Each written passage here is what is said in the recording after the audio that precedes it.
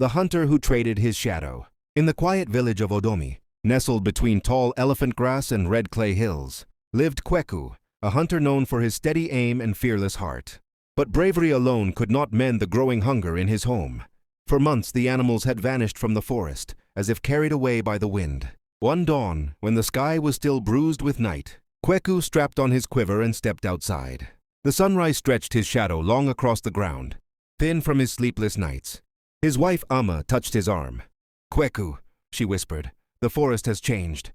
Come home before it changes you too." He kissed her forehead. "I will return with meat," he promised, though he felt the weight of doubt inside him. Kweku entered a Kurasi forest, where ancient silk cotton trees rose like pillars of forgotten temples. Their massive roots twisted across the earth like sleeping pythons. The morning air shimmered with heat and dust, and the forest floor smelled of damp rot. Hours passed. Slowly his shadow began to move, not with him, but away from him. Kweku stumbled back, heart pounding. "What trick is this?" he whispered. A soft, rumbling laugh spread through the trees. From that day, Kweku's hunts were miraculously successful. Game appeared wherever he walked. Fat antelopes, strong bush goats, even the occasional deer. Villagers praised him, calling him Kweku the favored. But at night, when lamps flickered, Amma noticed something chilling. "Kweku," she whispered, "you do not cast a shadow." He forced a smile. "It is nothing." But it was not nothing. Without a shadow, he left no footprints on the soft soil. Children cried when he passed. Dogs growled and refused to come near him. And in the deepest part of the night, he felt light, as if the world no longer held him fully. Amma watched him, fear deepening in her eyes. "What did you give the forest?" Kweku's silence was her answer. Soon, the villagers whispered, "Is he a spirit? Is he still a man?" Do not stand too close. People without shadows do not belong to this world.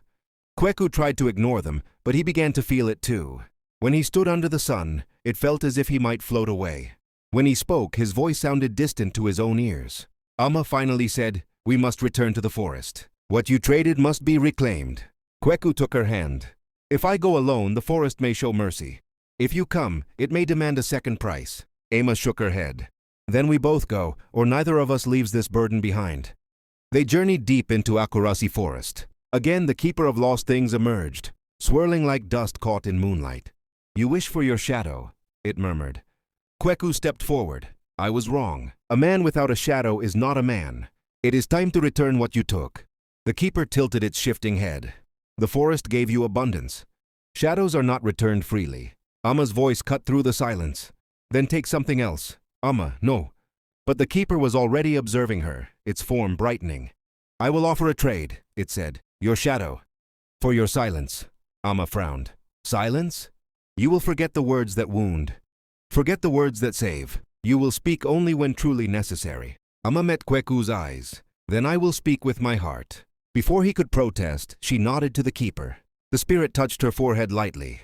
Amma inhaled sharply.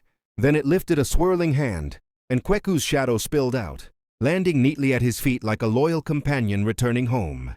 Kweku fell to his knees, grasping the dark shape as if embracing a lost friend. When Amma tried to speak, only a soft hum came out. He turned to her, tears gathering. "Amma, why?" Her eyes answered, "Because you belong to this world and I belong with you." They returned to the village, hand in hand. Kweku's shadow stretched behind him once more, steady, dark, whole. Amma spoke rarely now, her words measured and precious, but her silence became a language of its own, gentle, guiding, unbreakable. From that day, Kweku hunted only what was needed. The villagers told his tale for generations. A man is not whole without his shadow, and a shadow is not whole without a heart to keep it true.